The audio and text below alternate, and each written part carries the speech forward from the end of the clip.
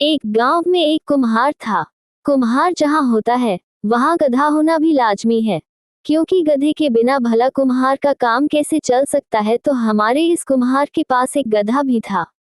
गांव में अक्सर लोग जानवरों के भी नाम रख देते हैं।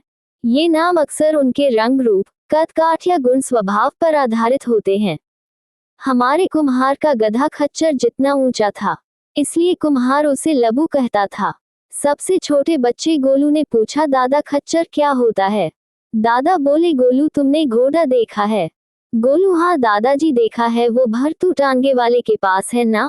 और मेरे चाचा के ब्याह में भी तो चाचा घोड़े पर बैठे थे। दादा, तो बस गधे से बड़ा और घोड़े से छोटा जानवर खच्चर होता है। कुम्हार पहले खदान से मिट्टी खोदकर लबू पर लाद कर घर लाता। फिर चाक पर मिट्टी के बर्तन बनाकर आग में पकाकर वह बर्तन लबू पर लादकर गांव भर में घूम घूम कर बेचता था। इसी काम से उसकी और परिवार की रोजी रोटी चलती थी। कुम्हार लबू को अपना बेटा कहता था।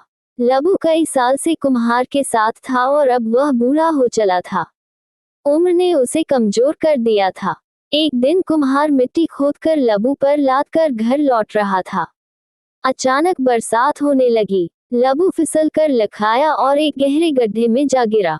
वह गड्ढा असल में एक सूखा कुआं था। अपने गधे को गड्ढे में गिरा देख कुम्हार घबरा गया और उसे बाहर निकालने के लिए जतन करने लगा।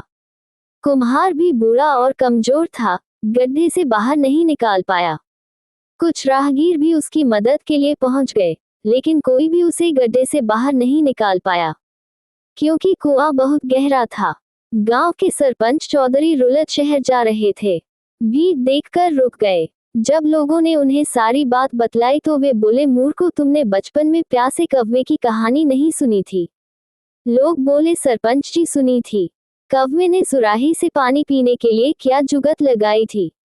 उसने सुराही में कंकर पत्थर डाले थे, पर यहाँ पानी नहीं, गधे को बाहर निकालना है।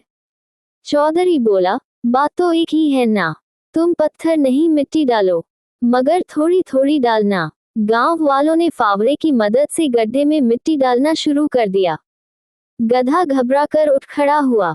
अचानक सबने देखा कि जैसे ही वे उस पर मिट्टी डालते, गधा शरीर को हिलाकर मिट्टी झाड़ देता है। मिट्टी कुएं की ताल में गिर जाती है।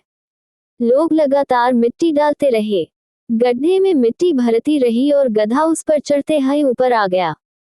अपने गधे की इस चतुराई को देखकर कुम्हार ने खुशी से गधे को गले से लगा लिया और सरपंच व राहगीरों का धन्यवाद कर अपने घर लौट आया।